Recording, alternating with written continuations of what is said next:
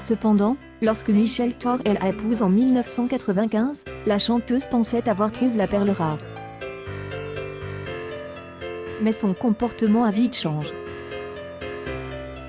Au début, ce n'était que de petites pensées, auxquelles Michelle Thor essayait de ne pas prêter attention. Ensuite, elle escalade.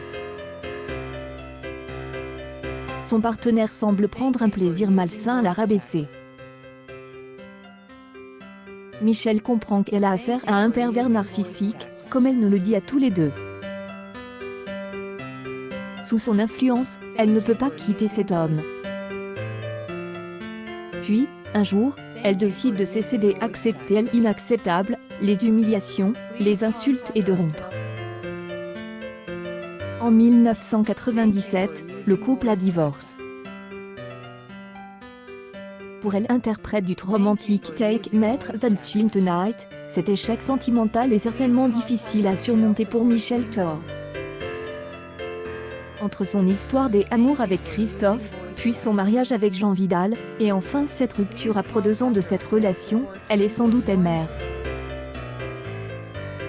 À côté de ces hommes, elle a été probablement vibrante mais aussi en pleurs.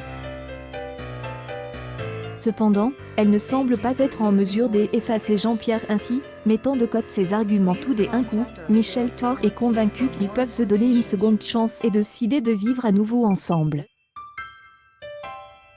Comme de grands adolescents, a-t-elle déclaré à l'époque à France Dimanche, nous avons recommencé à échanger nos VU d'amour, en sortant l'un après l'autre, jusqu'au jour où, réalisant que nous étions encore plus amoureux que le premier jour, nous avons repris notre vie ensemble, comme une nécessité vitale, pour nous prouver que notre divorce avait été une erreur monumentale.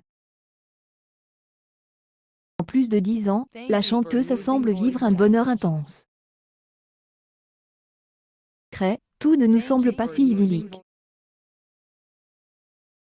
particulier, l'artiste accepte les scènes domestiques.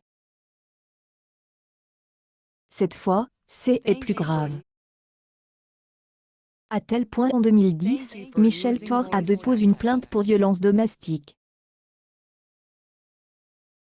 Peu après, Michelle Thor continue à trouver des circonstances atténuantes, Jean-Pierre prend des médicaments parce que sa jambe lui fait très mal. L'alcool et la drogue ne font pas bon ménage, et ce jour-là, j'y avais bu plus que aurait dû. Je vais essayer de pardonner. Je vais essayer de pardonner. Je vais essayer de pardonner.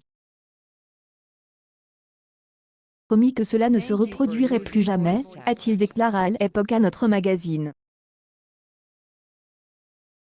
Les belles promesses se sont vite évanouies.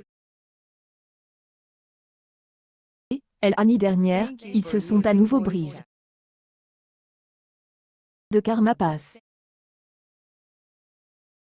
Et si cela semble impensable, Michelle pardonne. Il a fallu qu'1 an pour lui pardonner. Pas pour tourner la page à jamais, mais pour recommencer à zéro, sans ressentiment ni haine. Je dirais que quand on aime la vie, nous confie-t-elle. Il y a certainement des moments où les circonstances sont plus difficiles, où les séparations se produisent, qui ne sont jamais amusantes. Mais avec le temps, les choses deviennent moins et mieux. Actuellement, nous finissons par nous rencontrer à nouveau. Elle ne lui a fallu qu'1 an pour admettre qu'elle a encore Jean-Pierre dans la peau. Ce flashback pourrait-il être dû à ses graves problèmes de santé? Le fait de savoir qu'il était malade a sans doute amène la tendre mère de Romain et Émilie Vidal Michelle Thor à reconsidérer leur décision de couper définitivement tout contact.